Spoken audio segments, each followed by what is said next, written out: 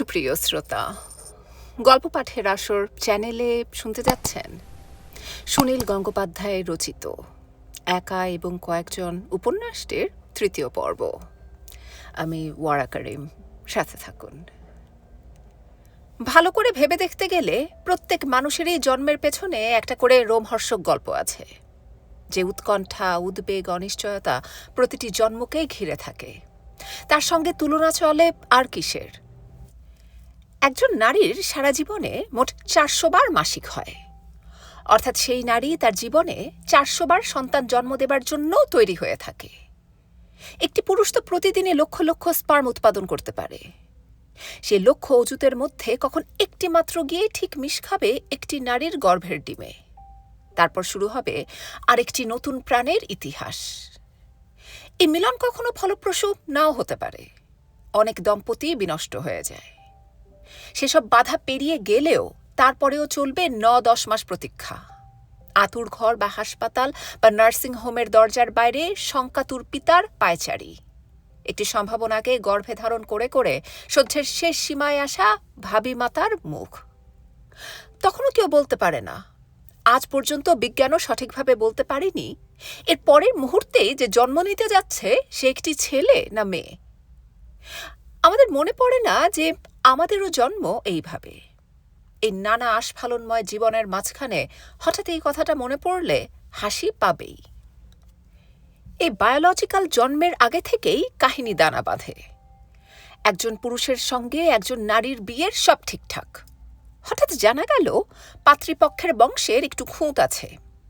অমনি ভেস্তে গেল বিয়ে। সঙ্গে সঙ্গে ওদের দুজনের মিলিতভাবে যে এক সেট ছেলেমেয়ে জন্মাবার কথা ছিল, সেই সম্ভাবনাটি নিহত হয়ে গেল। কোথা থেকে উড়ে এসে জুড়ে বসল আরেক সেট ছেলেমেয়ের নিয়তি। এক প্রেমিকা তার প্রেমিককে শেষ মুহূর্তে নিরাশ করে বিয়ে করল বাপ মায়ের কথা মতন এক গোলগাল পাত্রকে। একটি বাপের সুপুত্তর ছেলে টাকা পয়সা কিংবা রূপের দর কষাকষিতে শেষ পর্যন্ত বনল না বলে বিয়ে করল না প্রতিবেশিনী মেয়েটিকে। এরা কেউ জানে না এরা এদের ভবিষ্যৎ বংশধরদের চরিত্র নিয়ে কিরকম ছিনিমিনি খেলছে। এই ধোঁয়াটে অবস্থাকে যুক্তিসিদ্ধ করার জন্য আগেকার দিনে মাসিপিসিরা বলতেন, যার যেখানে কপালে লেখা আছে সেইখানেই বিয়ে হবে, কেউ খণ্ডাতে পারবে না। আমি অনায়াসেই কল্পনা করতে পারি বিয়ের আগে আমার মাকেও অন্তত 8-10 বার পাত্রপক্ষের সামনে দর্শন দিতে হয়েছে। ঘরজোড়া শতরঞ্জির এক পাশে বসে আছেন গুটি কতক সুসজ্জিত গাট্টা গোট্টা লোক। প্রত্যেকের সামনে প্লেটে সাজানো সন্দেশ সিঙ্গাড়া, আর শতরঞ্জির ওপাশে লাজুক নতমুখী আমার মায়ের কিশোরী বয়সের শরীর। তখন পাত্রের স্বয়ং আসার রেওয়াজ ছিল না। পাত্রের বাবা কাকারাই আসতেন। খুঁটিয়ে খুঁটিয়ে দেখা হচ্ছে রূপগুণের পরিমাণ। পরে খবর দেব বলে চলে যাওয়া মানেই কোনো আশা নেই। শেষ পর্যন্ত বরিশালের এক পাত্রের সঙ্গে আমার মায়ের বিয়ে ঠিকঠাক হয়ে গিয়েছিল। অবস্থাপন্ন ঘরের ছেলে। পাত্রের চেহারাও ভালো এবং বিশেষ দাবি দেওয়া নেই। বিয়ের তারিখ ও লগ্ন যখন ঠিক হয়ে গেল, তারপর কে যেন একজন এসে খবর দিল যে পাত্রের নিজের কাকা পাগল। যে বংশে পাগলামির ধারা আছে সে বংশে বিয়ে দেবার কোনো প্রশ্নই ওঠে না। তখনই সেই সম্বন্ধ ভেঙে দিয়ে তাড়াহুড়ো করে বিয়ে দেওয়া হলো আগে বাতিল করা এক পাত্রের সঙ্গে। সেই বাতিল করা পাত্রই আমার বাবা। বরিশালের সেই ভদ্রলোক যথাসময়ে অন্য একটি কন্যার পানি গ্রহণ করলেন এবং তারও 2টি ছেলে হয়েছিল।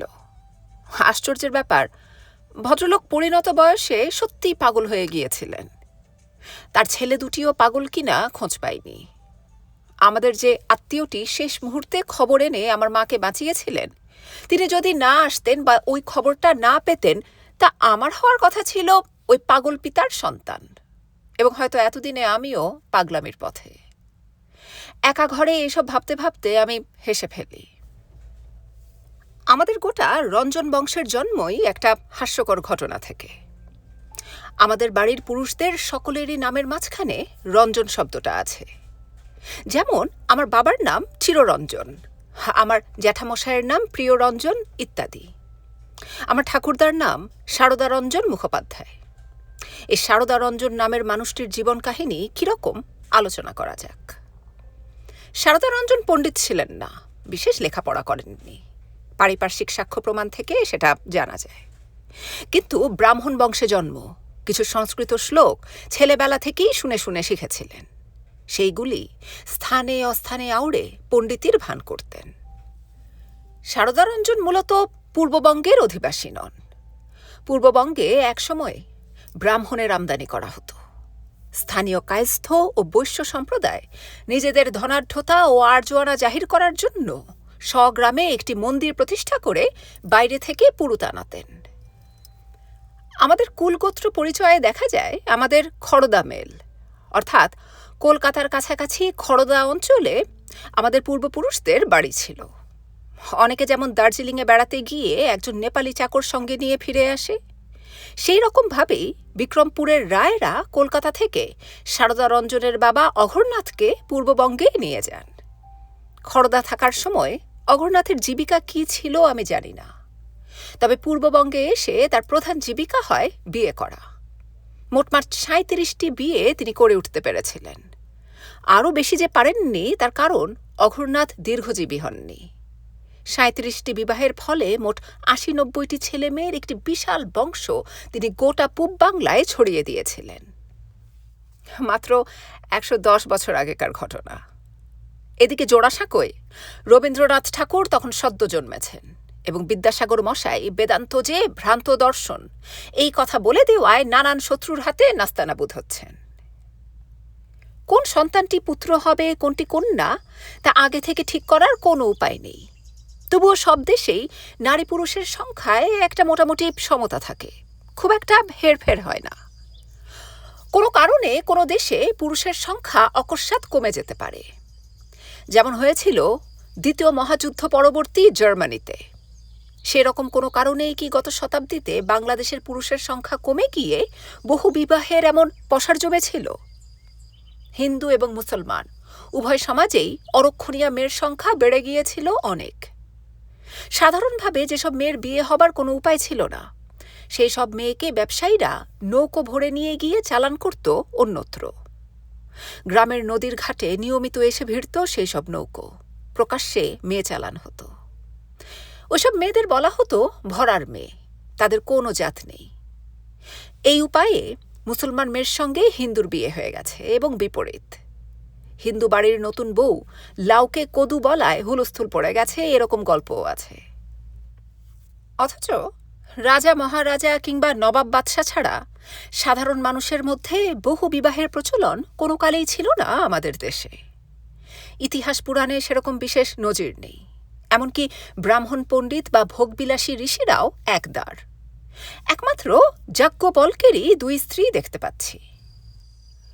মুসলমান সমাজের মধ্যে জাতিভেদ নেই বলে তাদের মধ্যে বিশেষ কোনো শ্রেণী গত শতাব্দীতে বিবাহ ব্যাপারে একাধিপত্য করতে পারেনি। কিন্তু হিন্দু সমাজে জাতিভেদ প্রথার বীভৎসতম দিকটা তখন প্রকট। জাতির পাঁতি মানতে গিয়ে জ্ঞান, ধর্ম, ন্যায় সব ভেসে গেছে এবং ব্রাহ্মণ সমাজ তাদের শ্রেষ্ঠত্ব এবং স্বার্থ বজায় রাখার জন্য এই প্রথাকে আরও জোরদার করছে। জ্ঞান চর্চা চুলোয় গেছে। বিনা পরিশ্রমে লোকের কাছ থেকে কলাটা মূলটা আদায় করা, সম্বৎসর খাদ্যের বাঁধা ব্যবস্থা বজায় রাখা এবং ফাও হিসেবে শ্রদ্ধা ভক্তি পাওয়া, এর জন্য তারা যে কোনো নীচতার পরিচয় দিতে প্রস্তুত ছিল। কত রমণের চোখের জল যে তখন এদেশের মাটি ভিজিয়েছে এখন তার জানার উপায় নেই। এবং যেহেতু বংশমর্যাদা এবং কৌলিন্যের গৌরবই ছিল তখনকার ব্রাহ্মণদের একমাত্র ক্যাপিটাল, সেজন্যই সেটাকে ফুলিয়ে ফাঁপিয়ে দেখবার সহস্র চেষ্টা। নানা রকম বিধিনিষেধ ও ছুতমার্গের প্রচলন হয় সেই সময় থেকে। বিশ্বামিত্র চণ্ডালের বাড়িতে অন্ন ভিক্ষা করেছিলেন, কিন্তু গত শতাব্দীর ব্রাহ্মণদের অন্য যে কোনো অব্রাহ্মণের ছোঁয়া খেতেই আপত্তি।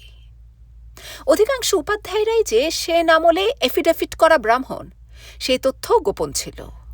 ছুতমার্গের জন্যই সেই সময় থেকে হিন্দু ও মুসলমানের মধ্যে সামাজিক দূরত্ব ক্রমশ বৃদ্ধি পায়। যাই হোক, শারদারঞ্জনের বাবা অঘরনাথ বিয়ে করতে করতে হাঁপিয়ে গিয়েই বোধহয় মারা যান। কুলিনদের তখন খুব রবরবা। স্ত্রী রত্নং দুষ্কলাদপি হলেও আপত্তি নেই, পুরুষদের বংশমর্যাদার কোনো দোষ থাকলে চলবে না। সেই সুবাদে একটার পর একটা বিয়ে করা ও সারা বছর ধরেই শ্বশুরবাড়িতে নেমন্তন্ন খাওয়া। ছেলে মেয়ে মানুষ করার কোনো দায়িত্ব নেই। কুলিনদের ভঙ্গ হওয়ার ব্যাপারটা কি তা আমি এখনো স্পষ্ট বুঝি না, তবে শুনেছি বিয়ের ব্যাপারে ভঙ্গ কুলিনরাই ছিলেন বেশি তালেবর। বিদ্যাসাগর এদেরই বলেছিলেন পাষণ্ড ও পাতকী।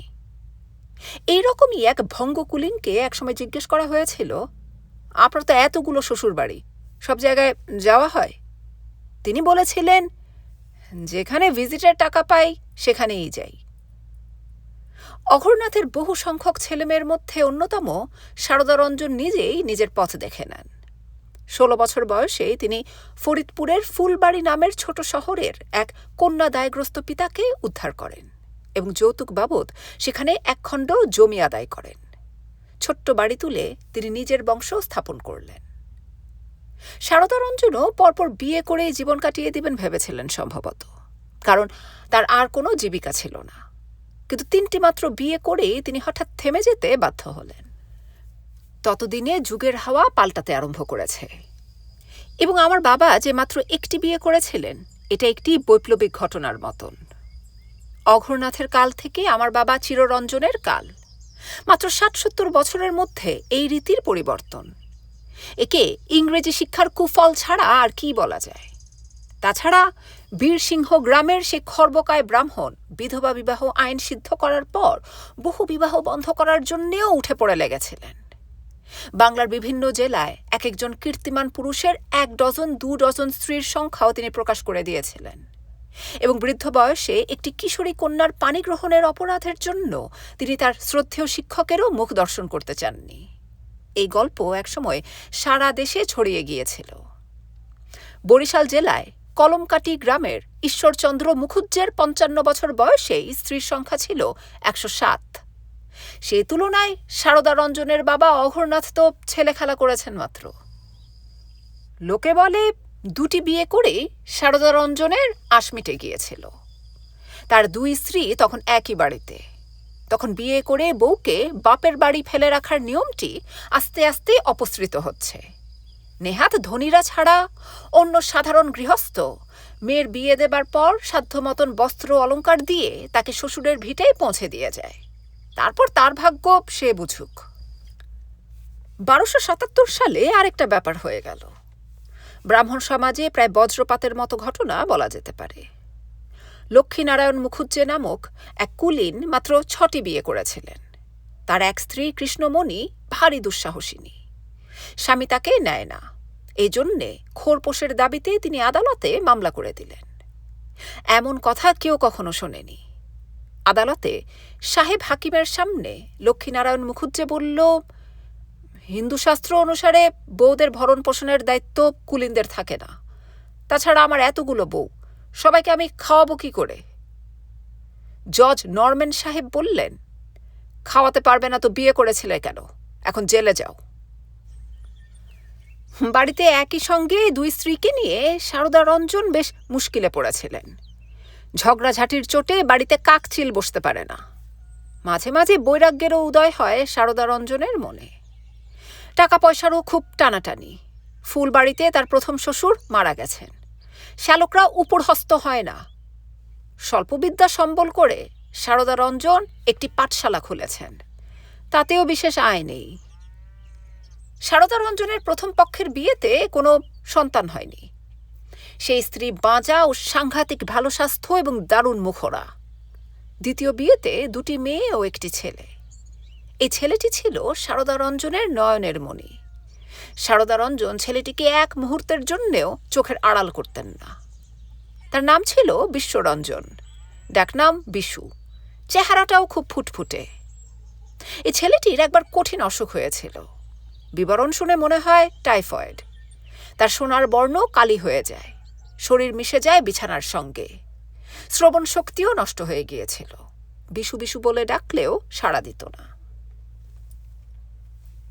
প্রথম দিকে স্বাভাবিক নিয়ম মতন কবিরাজি চিকিৎসাই চলছিল।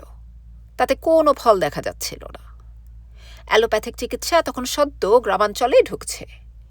ম্যাজিকের মতন সন্দেহ ও বিস্ময় নিয়ে লোকে গ্রহণ করছে এই পদ্ধতিটিকে। 8-10 মাইল দূরে একজন LMF পাস ডাক্তার আছেন।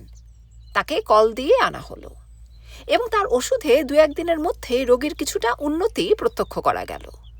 কিন্তু অবস্থা আবার খারাপ হয়ে পড়তে ডাক্তারকে আবার ডাকা বিশেষ প্রয়োজনীয় হয়ে পড়ে। কিন্তু ডাক্তারটি চশমখোর। ভিজিটের টাকা অগ্রিম না দিলে তাকে কিছুতেই আনা যাবে না এবং কলকাতা থেকে বিলিতি ওষুধ আনাবার অজুহাতে আরও 1 গাদা টাকা চেয়ে বসলেন। সারদা রঞ্জনের হাতে তখন একটা পয়সা নেই, ঘটি বাটি বন্ধক দেওয়াও হয়ে গেছে। সারদা রঞ্জন ডাক্তারের হাত জড়িয়ে ধরে বললেন, আমার ছেলেকে আপনি বাঁচিয়ে দিন এবারের মতন। আমি যেমন করে পারি আপনার দেনা একদিন না একদিন শোধ করে দেব। ডাক্তারটি নিষ্ঠুরের মতন উত্তর দিয়েছিলেন, ওষুধ কোম্পানি কি আপনার এ কথা শুনবে? ওষুধ চাই, আসল বিলিতি ওষুধ, বুঝলেন? না হয়তো এক কাজ করুন, কল দ্যাট কবিরাজে জ্ঞান, মকর ধজফজ খাওয়াক। এসব পাড়াগার জায়গায় এতকাল এইসব কবিরাজি ওষুধ খেয়ে তো লোকে মরেছে। আমাকে এর মধ্যে জড়াবেন না, বিনা ওষুধে আমি চিকিৎসা করতে শিখিনি। চিন্তায় ভাবনায় দুঃখে সারদা রঞ্জন প্রায় পাগলের মতো হয়ে উঠেছিলেন, আর সহ্য করতে পারছিলেন না।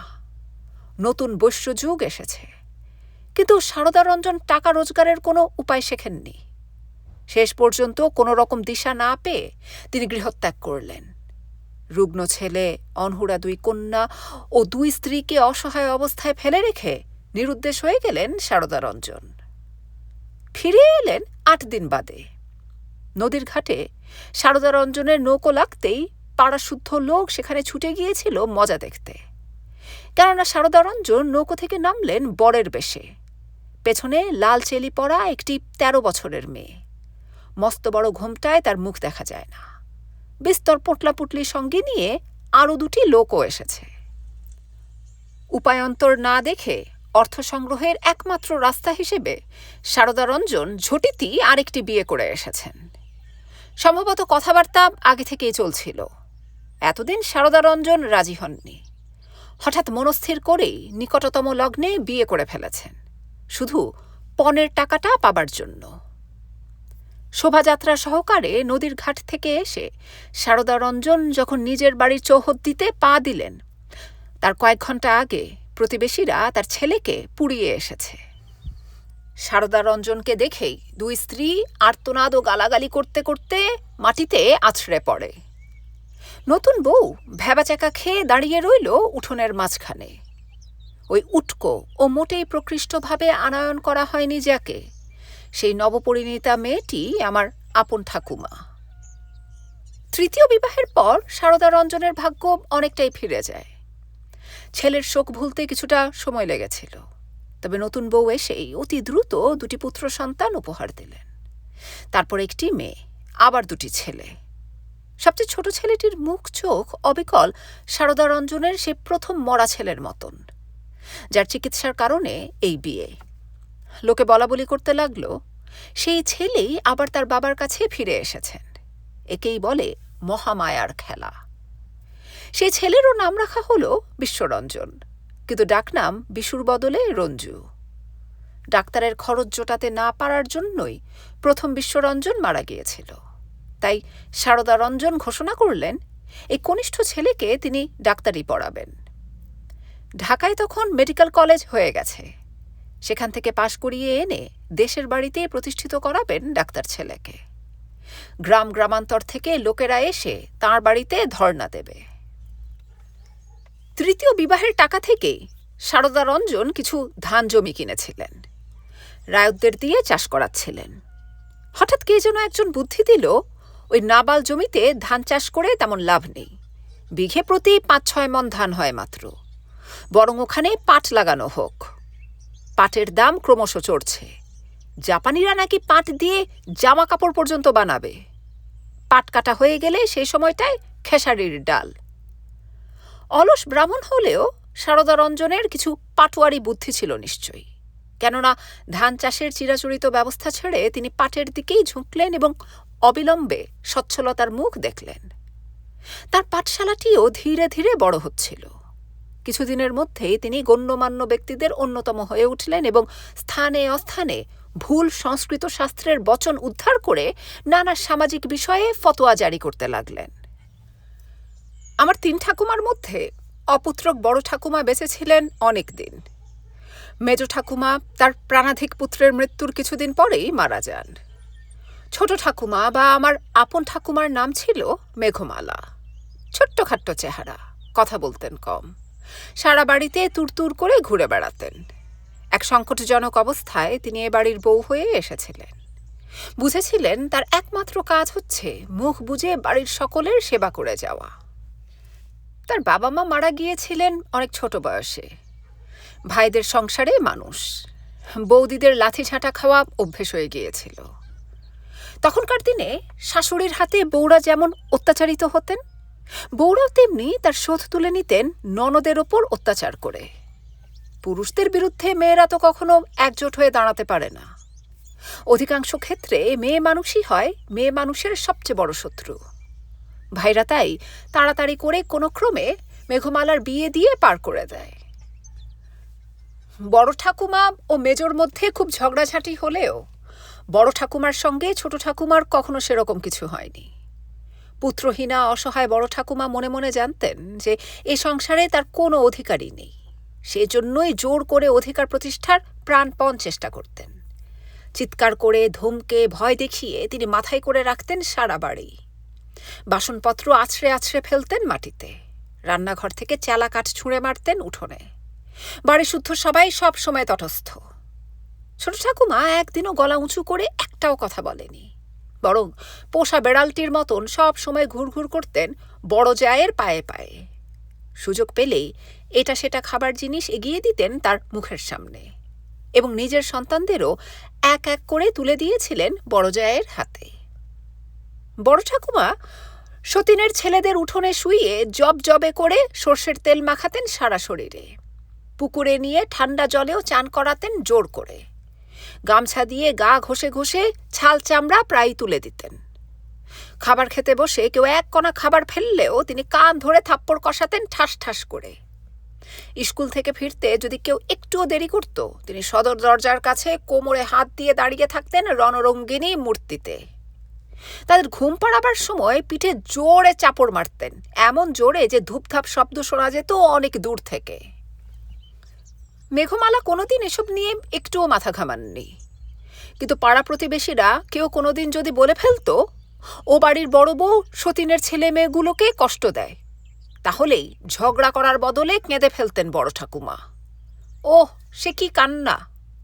আমার বড় ঠাকুমার কান্না প্রবাদ প্রসিদ্ধ ছিল ওই অঞ্চলে।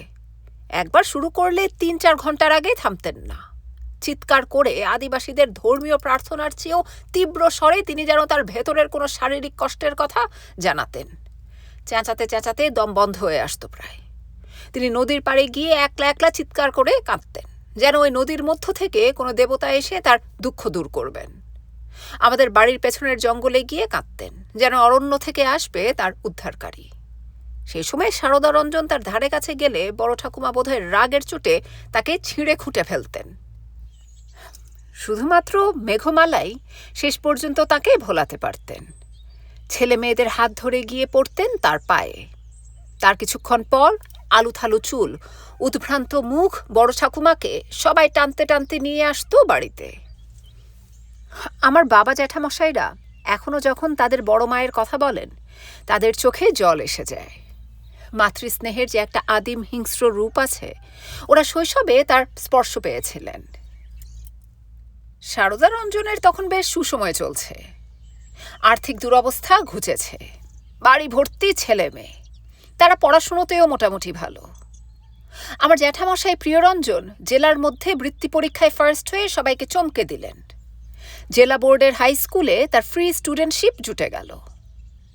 আমার বাবা চিররঞ্জন ছিলেন শিশু প্রতিভা বিশেষ। ভালো করে অক্ষর জ্ঞানের আগে তিনি লম্বা লম্বা পদ্য গড় গড় করে নির্ভুল মুখস্থ বলতে পারতেন। শুভঙ্করের আর্যাগুলো সব ঠোঁটের ডগায়। অবশ্য অধিকাংশ শিশু প্রতিভারই যা পরিণতি হয়, আমার বাবারও তাই হয়েছিল। চিররঞ্জন বড় হয়ে লেখাপড়ায় খুব একটা সুবিধা করতে পারেননি, মোটামুটিভাবে পরীক্ষায় পাশ করেছেন। মেজ ঠাকুমার 2 মেয়েরই বিয়ে হয়ে গেছে। প্রথম মেয়ের বিয়ে হয়েছিল দোজবরের সঙ্গে। বিয়ের পরদিনই তিনি 5টি সন্তানের মা হয়ে যান। তার মধ্যে 2টি সন্তান তার চেয়ে বয়সে বড়, আর এক মেয়ে বিয়ের পরেই পশ্চিমে চলে যান, পশ্চিম অর্থাৎ উত্তরপ্রদেশ, তখন যার নাম ছিল যুক্তপ্রদেশ। তাদের সঙ্গে আর যোগাযোগ রাখা হয়নি। যাই হোক, এ বাড়িতে কন্যা সন্তান বলতে তখন একমাত্র পূর্ণিমা পিসিমা। 7-8 বছর বয়সে কস্তা পেরে শাড়ি পরে ফুরফুর করে দৌড়াদৌড়ি করতেন। মেয়েদের লেখাপড়া শেখবার ঘোরতর বিরোধী ছিলেন সারদা রঞ্জন। তবু দাদাদের কাছাকাছি বসে থেকে পূর্ণিমা কিছু পড়তে লিখতে শিখেছিলেন। এমনকি আশ্চর্যের বিষয়, তিনি নাকি পদ্য লিখতে পারতেন। 10-11 বছর বয়সেই তিনি বেশ কিছু রচনা করেছিলেন শিব মন্দির, শ্মশান ও নদী বিষয়ে। সেসব পদ্য রচনার কোনো নিদর্শন অবশ্য কেউ রেখে দেয়নি সংগ্রহ করে। তবে জ্যাঠামশাইয়ের কিছু কিছু মনে আছে এখনো। সম্ভবত কবি চন্দ্রাবতী বা তরু দত্তের মতন সুপ্ত কবি প্রতিভা ছিল পূর্ণিমার মধ্যে, কিন্তু তার বিকাশের কোনো সুযোগ ঘটেনি। বিয়ের প্রায় সঙ্গে সঙ্গেই বিধবা হওয়ার পরই এই কবিত্ব শক্তি অনেক বেড়ে গিয়েছিল, কিন্তু দ্বিতীয় বিয়ের পর একেবারে চাপা পড়ে যায়। পূর্ণিমার পরের ভাইয়ের নাম নিখিল রঞ্জন। অপূর্ব সুন্দর তার মুখশ্রী, ধপধপে ফর্সা রং, কিন্তু ছেলেবেলা থেকে খুব গম্ভীর ও বোকা বোকা ধরনের। সবাই বলতো এই ছেলেটা জড়ভরত হবে। পরে অবশ্য তাকে ততটা বোকা মনে হয়নি এবং ভাবুক স্বভাবটি প্রকট হয়েছিল। পরবর্তীকালে আমার এই কাকা যে রামকৃষ্ণ মিশনে যোগ দেবেন, তার চিহ্ন বাল্যকালেই সূচিত হয়েছিল।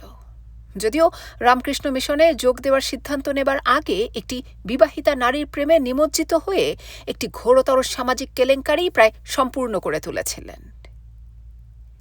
একেবারে ছোট ছেলে বিশ্বরঞ্জন সম্পর্কে লোকের ধারণা যে এই বাড়িরই এক ছেলে পুনর্জীবন প্রাপ্ত হয়ে এ বাড়িতে আবার জন্মেছে। চোখ মুখ একেবারে যেন হুবহু বসানো, গলার আওয়াজটিও আগের বিশ্বরঞ্জনের মতন।